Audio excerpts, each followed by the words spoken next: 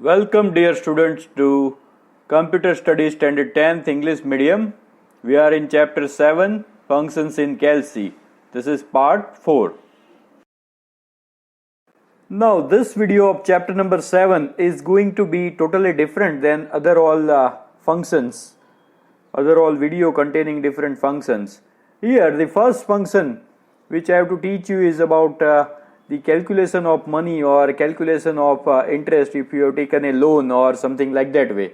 Now Calc also supports other financial functions to help in the calculation of money.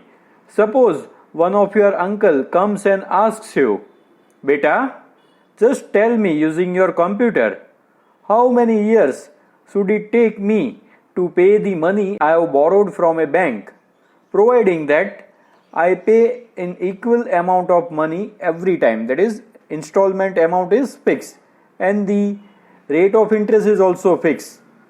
Now, even though you are knowing computer, you are knowing Excel, but if you are not knowing this function, you will not be able to answer that question, and for that you will do so many calculations and try to find the results using so much logic. While here, ready-made functions are given to do this type of work. Now before I start teaching you this type of functions, one thing is, all those who are new on my channel, please do subscribe this channel, because this channel is going to be useful in standard 10th as well as in 11th standard, because in 11th standard computer is a compulsory subject.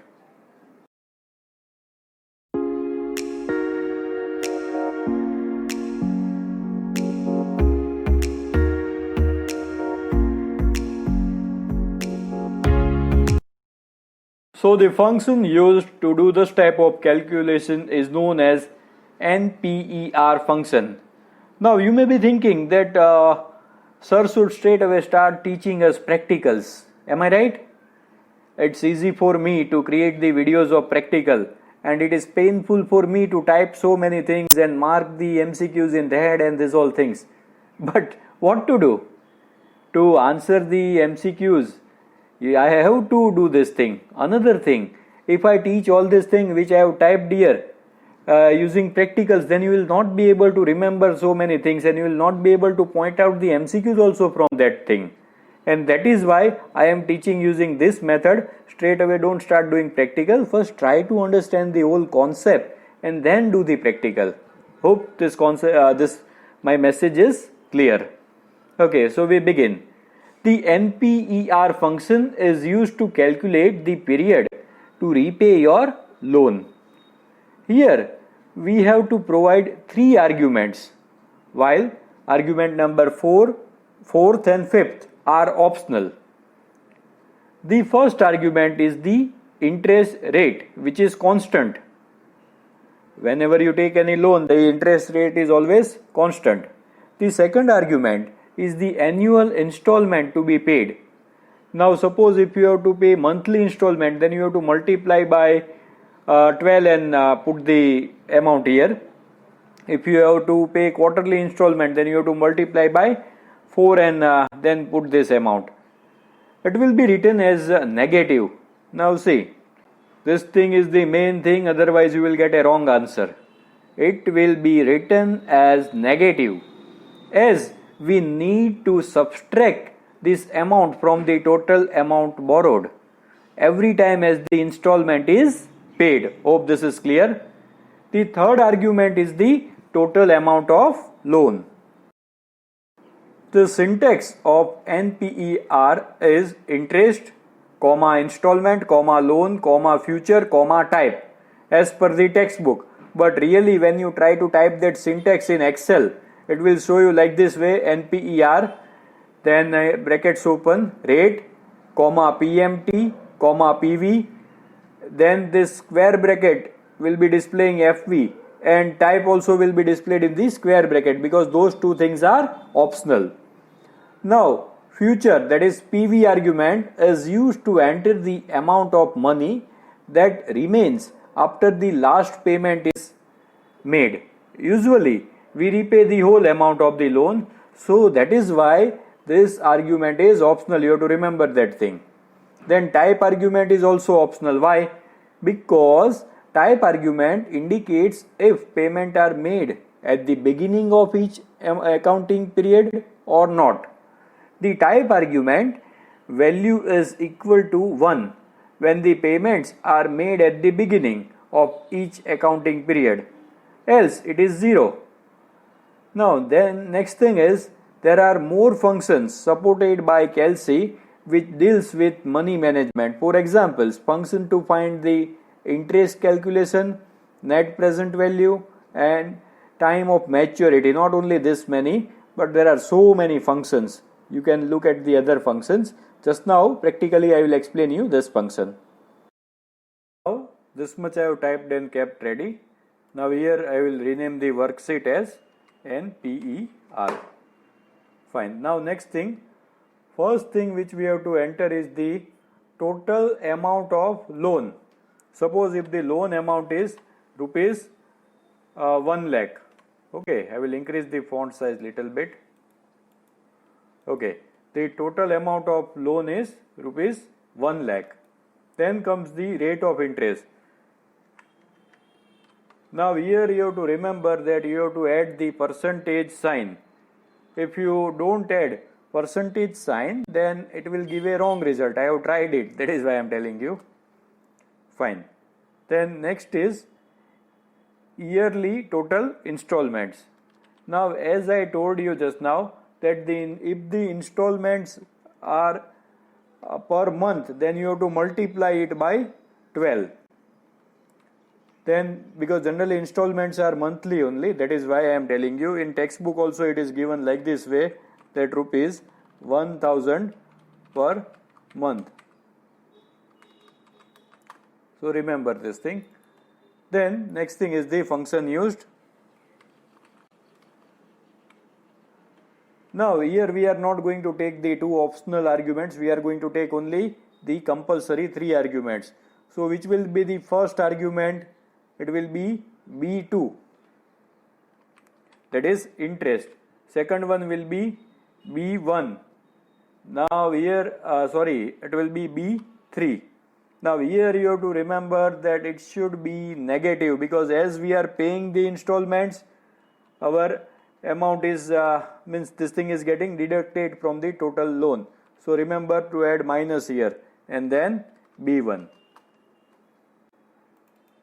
Fine. Now I will use that function here, is equal to NPER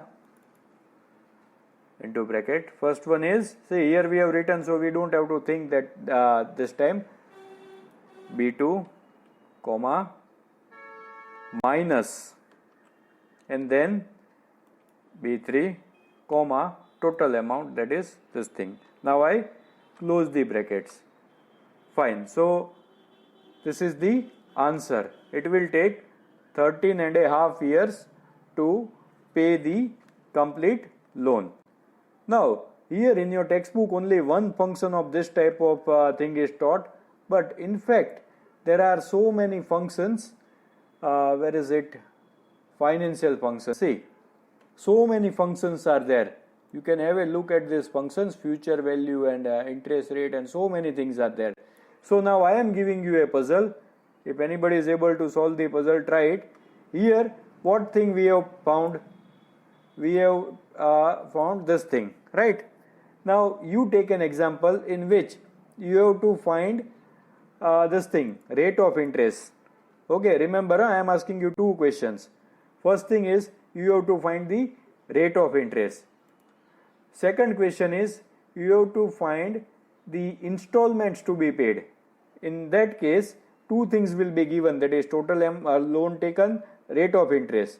Okay, and you have to find out the this thing, amount of installment. Fine.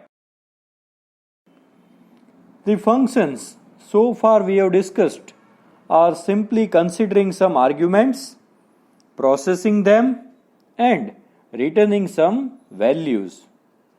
They really work well for us. However, such functions are still not called smart functions. A function is called smart if it is able to take some decision on its own.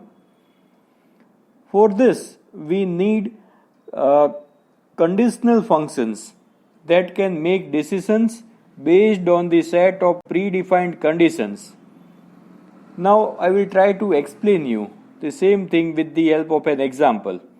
Suppose if we have prepared a mark sheet, from that mark sheet if we want to give the grades, just now for simple example we take just 3 grades: first class, second class and pass class.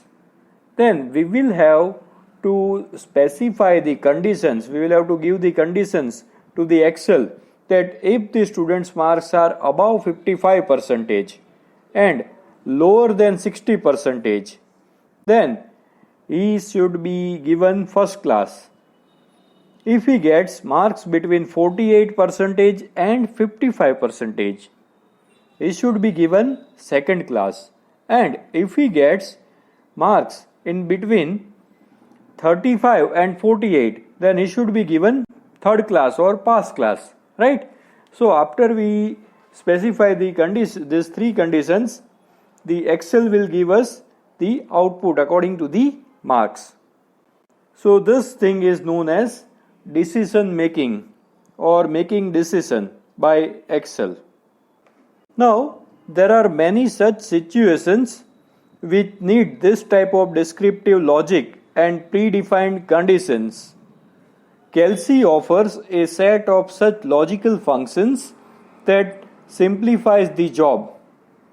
Now let us have a look at some popular such type of functions. Now as the example we had seen just now, we take cell A1, B1 and cell C1. Fine. Now here I enter any value, say 15. Here I enter 8. Fine. Now here I want to compare the value lying in cell A1 and B1 and give the output.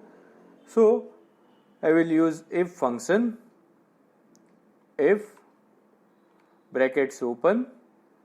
Now first part is we have to check the condition. So I check the condition by A1 greater than B1. Okay. If the condition is true, what would we like to give in the printf? In the printout, we would like to give the value of A1 is greater. So after double quotes I type that thing.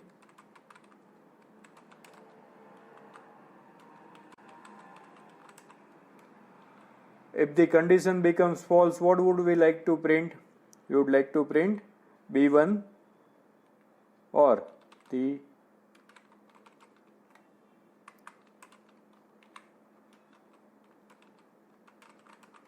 of B1 is greater. I have to put double quotes and then close. So here we have entered 3 arguments: test condition, true part and false part. Now I press the enter key. Okay, so in our example 15 is greater, so here it is displaying A1 is the value of A1 is greater. Now here I change the value, then the output also will change. Just observe. Did it change? Now the output is B1 is greater. Fine. I will also teach you one of the thing, that if both the values are equal, then what to do. But that I would be teaching when I come to the next topic, that is nesting of if. Fine. Now we take another example to understand the if condition or if statement or if function. Now here I will enter my marks or my score in a game and my friend's score in a game. Okay. Now results, what I want to display here is I will merge both the cells. Fine. Now here I want the output. Now this time I am going to use the function from here, otherwise we will forget this thing. So here I type if. Okay. Now see, here it is displaying logical test. So what should be the logical test? Which thing we have to compare? Value lying in B2. If B2 is greater than, I have to simply click here. C4. B4, if B4 is greater than C4, then what is to be printed? That I win. Okay. And otherwise, now see, if I forget to type double quotes will come on its own. So here I will type my friend wins.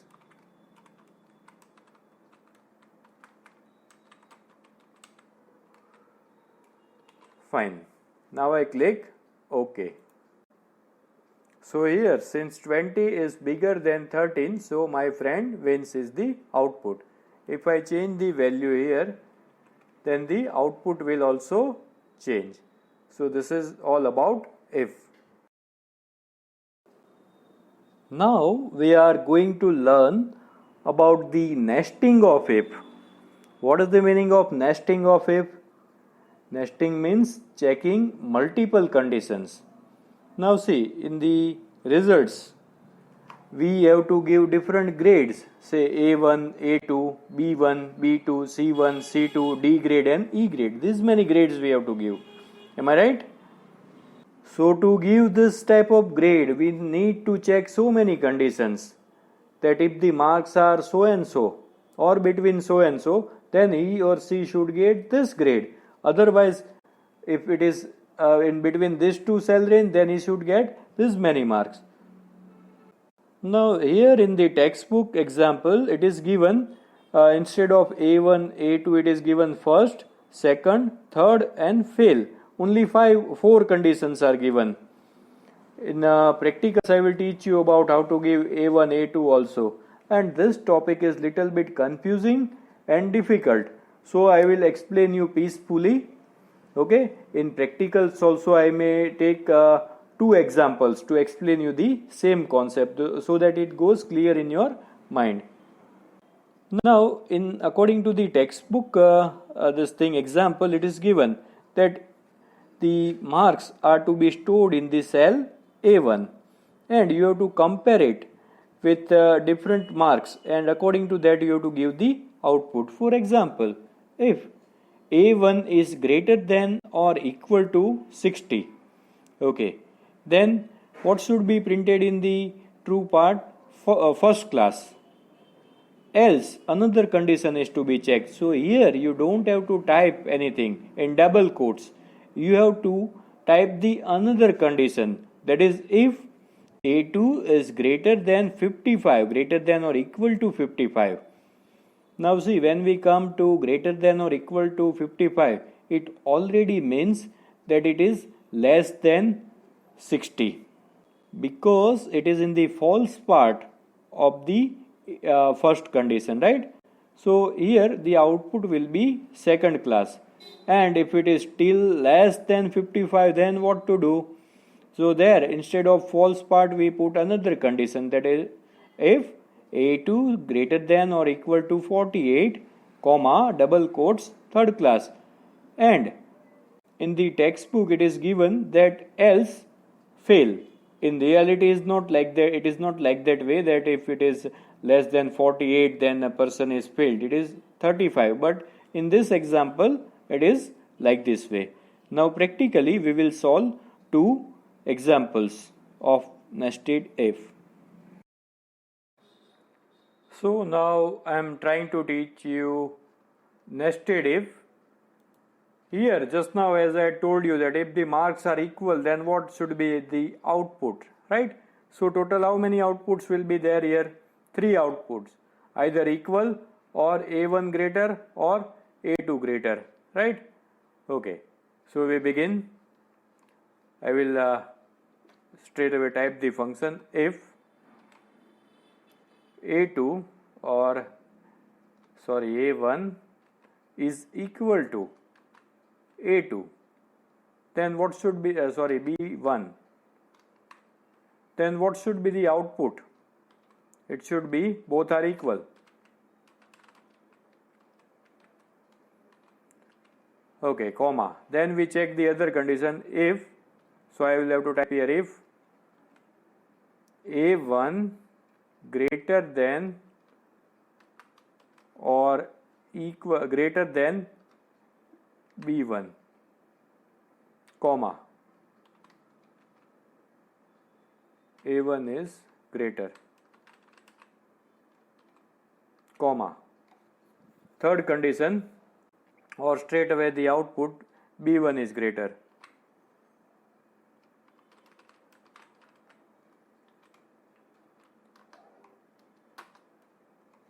Okay, so here is the output.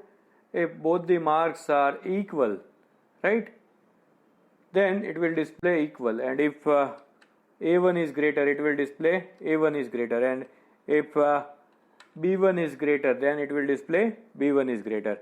So using three condition is known as nesting of if.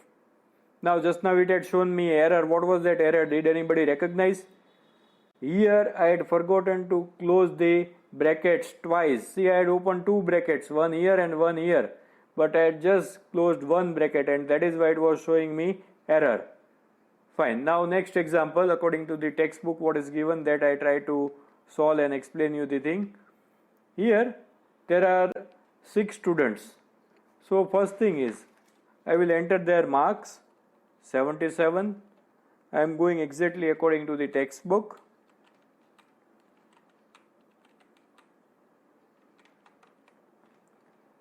Now here what the rule is given in the textbook, according to which I have to give the output. First I am typing that if the marks are greater than or equal to 60, then what is to be displayed?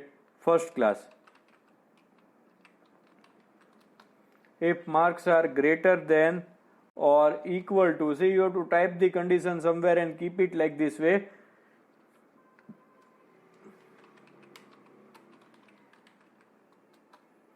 And if the marks are greater than or equal to 48, then the output is pass class or third class.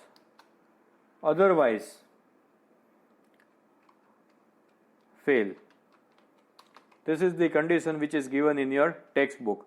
So here we have to check 4 conditions, and checking 4 conditions is known as nesting of if. So I begin is equal to if, which is the first condition. I have to check this mark. So I take B5. If B5 greater than or equal to 60. Instead of typing greater than or equal to 60, I can type greater than 59. Am I right or wrong? Next, if the marks are greater than or equal to 60, then I have to display first class. Else I have to check the condition, so I put another if. I check the condition by B5 greater than or equal to 55 or greater than 54. Second class, comma, third condition. Now did you observe one thing? This brackets which I am opening, it is of different color. First bracket is black color, second one is of red color. So that many brackets I have to close also. B5, which is the third condition, greater than or equal to 48, comma, true part. What is the true part? Third class. Fine. Now fourth condition, have we to check? No, we don't have to check. If the marks are not greater than or equal to 48, straight away we have to print fail. Now this is according to the textbook. In reality it is not like that way. In reality, if it is less than 36, it is fail. Fine. So we forget the textbook author and go ahead. So now I have to close 3 brackets. 1, 2 and 3. Now I press the enter key. So the output is first class. Now do I need to do this thing everywhere here? No, I have to just drag this thing. Simple. Right? So I am getting the answer. First class, second class, third class, fail, fail. Right? Like this way. Now another example of nesting of if is here. Okay? So here first I have entered the different subjects marks. How many subjects are there? 1, 2, 3, 4, 5, 6, 7, 8, 9. So first I total up them so that we don't forget that we have also learned auto sum function. Okay, now percentage average function, or else with the help of the method of mathematics, that is divide the total marks by the number of subjects. So I use that technique. So U4, for division we use this type of slash, divided by how many subjects are there?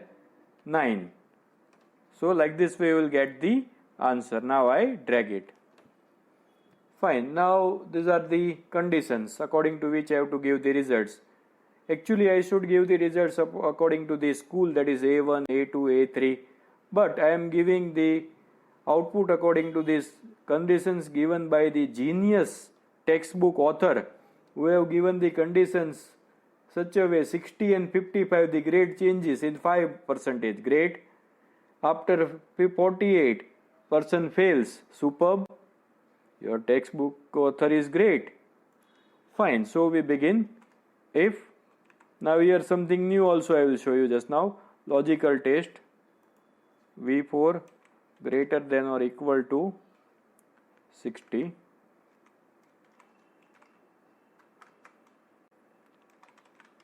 Now I am not typing first class, I am typing only first. If V4 greater than or equal to 55, then what? Second.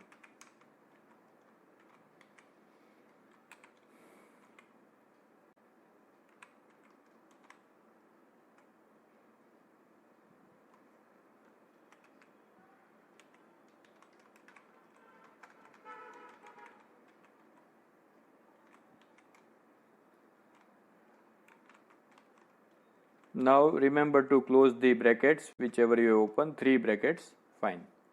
Now I will drag it.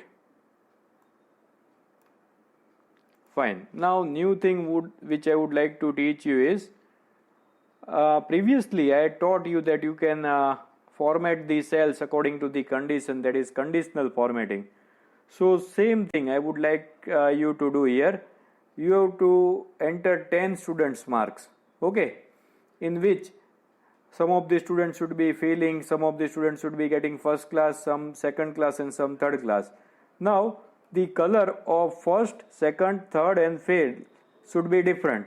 I am revising it once again. For example, if you want to change the color of first, how to do? You have to go to conditional formatting. It is on the home tab only. You have to click on new rule. From here you have to select the second option, format only cells. Here cell value is equal to first. Then click on format. Change the font color to white. Change the background color to blue and click OK. Then you have to go on adding new conditions and you have to add 4 conditions. I am adding 1 only. See the output, right? So like this way you have to do it to make it look more attractive. So here we complete this topic, if and nested if. Just now in the practicals of if statement and nested if statements, we saw the usage of greater than or equal to sign. Now that greater than or equal to sign is termed as a relational operator. Now here I have taken the screenshot from the textbook, that is why I am not able to mark anything which could form an MCQ in red color, but you try to understand the whole table, anything could form an MCQ here. Now first relational operator is equal to. Now both the operands are say A1 and A2 are equal. You want to check the equality between cell A1's content and cell A2's content. Then you have to type this like this way, is equal to, if A1 is equal to A2 and comma A1 is equal to A2, else A1 is not equal to A2. Now here one more word you have to remember, and that is operator and operand. Operator you know, greater than, plus, minus, these all are operators. While operand means the cells which we are going to work with. So A1 and A2 are known as operands. Remember this word. Now remaining 4 operators are simple, so I am just reading it out. I am not explaining anything. First one is less than. The first operand is less than. The second example, if A1 is greater than A2, if the condition becomes true, then in the true part you have to print A1 is less than A2, else A1 is not less than A2. Then comes greater than sign. First operand is greater than the second one. For example, if A1 greater than A2, true part, A1 is greater than A2, else false part, A1 is not greater than A2. Then same way is less than or equal to and greater than or equal to, so I am not explaining that thing. Now the last one is very important, and you may not use this type of sign in mathematics also. How to type this thing? If you put greater than or equal and smaller than sign like this way, it means not equal to. Remember this thing. Now here both the operands are not equal. The first operand is not equal to the second one. One example is, if A1 is not equal to A2, then A1 is different than A2. And another false output is A1 is not different than A2. So here we end up this video. We meet again in the next part. Thank you. Goodbye.